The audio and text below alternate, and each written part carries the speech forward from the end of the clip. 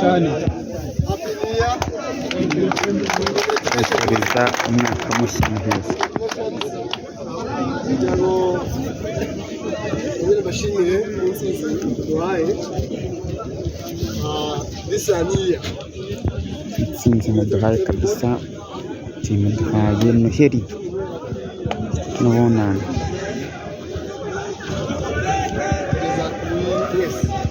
insinzi yo kwifuza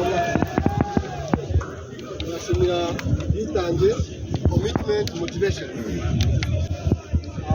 bigaragaje ko ikiri insinzi kandi mwabiharaniye you deserve it kandi mwayigezeho. Once again tunakora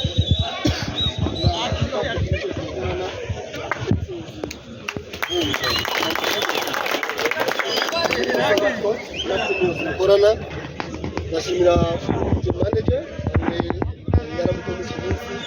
especially nashimira nk'abakinnyi mwese ntabwo navuga one by one, but I want to thank you.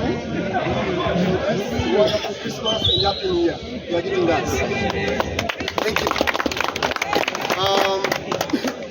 Keep your eyes kigali, keep amateka menshi igikombe tugomba kugikorera, ntabwo tugomba kukivaho, amateka menshi mwatsinze bose mubizavinga, biratanga icyizere cyo ko aho tugiye kujya muri phase 2 nayo we committed to win. Urabinyiza ko muzatsinda na new page mwabikomera amashyi. Nyuma ndagira ngo wenda asoza gahunda ya team ni ndende cyane niyo dukoraho kugira ngo team ikomeze neza cyane ko ikomeze nziza, ariko muri phase 2 tugiye kujyamo cyangwa se nafutaha zaba ari nziza cyane kurenza ukomeze uyu munsi. N'ubu ni nziza, but next year will be more better than today. Niyo minkarejinge nifuze ni nziza umwaka mushya on my own, kugira ngo bayingana tuvangaha kugeza umwaka mushya. Hari ibyo perezida w'icyubahiro yakoze, mwamwera amashyi. Tuzanga nanjye araza kubareba kuri ebyiri nazibashyira zo kwa umwaka mushya.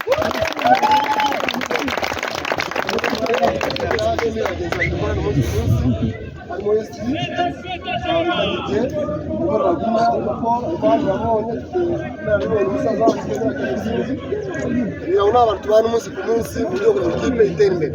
Ndagira mushimire rero mwese mwabonye umwanya wo guteza ikipe n'uyu munsi mukaba mwabonetse.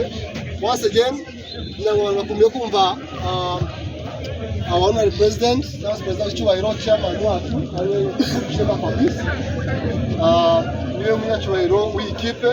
Ndagira umwanya muto n'abasuhuze, rero mbifuriza insinzi uyu munsi ni yanyu, ni y'abakinnyi, ni y'abatoza, ni yacu, ni y'umujyi wa Kigali, ni yanyu mwanya mwenyine. Mbifurije rero umwaka mushya mwiza kuri mwese n'imiryango yanyu.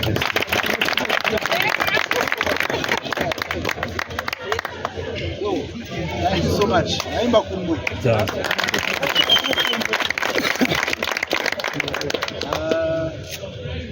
Itsinzi uyu munsi yari ikeneye, yatuma abantu bari hanze bongera kwitekerezaho gato. Etincelles Kigali nawe ikipe nowe bagiranye inama n'abandi bayobozi bavuga ati dukwiye ko kugira ngo tugarure imbaraga nyinshi.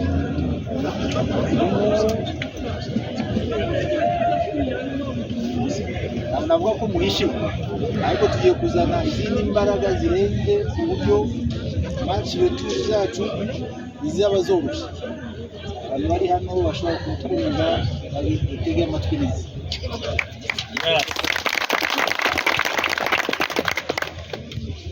Igikombe cy'amahoro tumaze imyaka twagize ibyacu. Uyu munsi dushaka kongera kugaragaza ko no muri finale niho tubarizwa, ndetse no gutsinda birashoboka. Dushyira imbaraga hamwe, ikintu cya mbere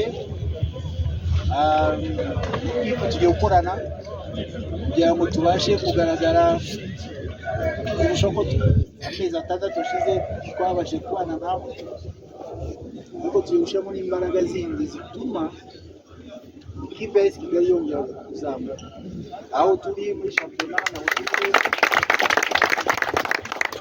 ibisabwa byose staff tekinike tuzaganira nabo ndetse namwe n'umwihariko turebe aho dukosora kandi gukosora ni vuba cyane tuba twitegereye ubwo ibyo tutavuze ubwo nanjye ndongeraho kuko yaravuze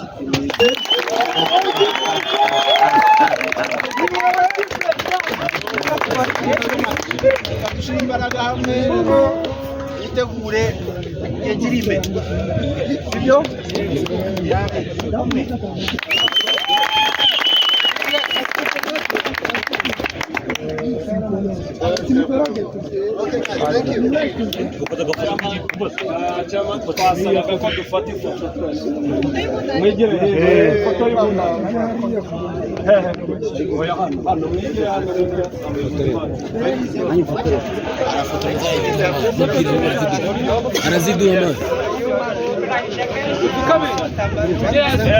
bagiye gufata ifoto kabisa yumvishe ko perezida Atanze duhimbaza musiki tubiri yongeye arakubye ewana ndetse Shema Fabrice nawe rwose nawe yongeraho bakuba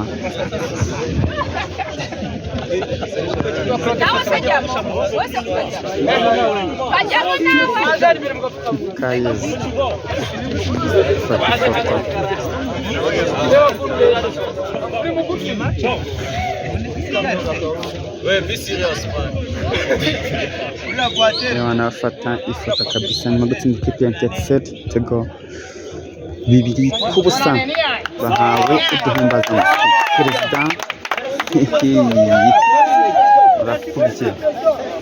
arakubye Shema yewe yagarutse mu bana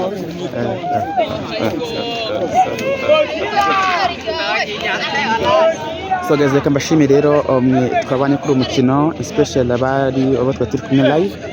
Nizera ko mwari mumeze neza cyane, nizera ko iminsi mikuru mwayizihije neza. N'umukino y'igikombe cy'amahoro yari yakomeje, ikipe ya AS Kigali yakiraga ikipe ya Etincelles itsinze ibitego 2 ku busa ikonjeka cyane. Mbonye w'icyo abayobozi babo ngira ngo mwabyiyumviye babahaye udimbaza musiki bakuba kuko wabonaga barabona tune AS Kigali mu makipe nayo ifata udimbaza musiki twiza amaprime meza cyane kabisa. Ubwo rero barayikubiye, ubwo nizera ko rero imikino yo tuzakomeza kujya tuyikurikirana gatandukanye kandi byose kabisa kugira ngo bigende neza cyane. T-Stars de Maika nzi kugira weekend nziza cyane kabisa.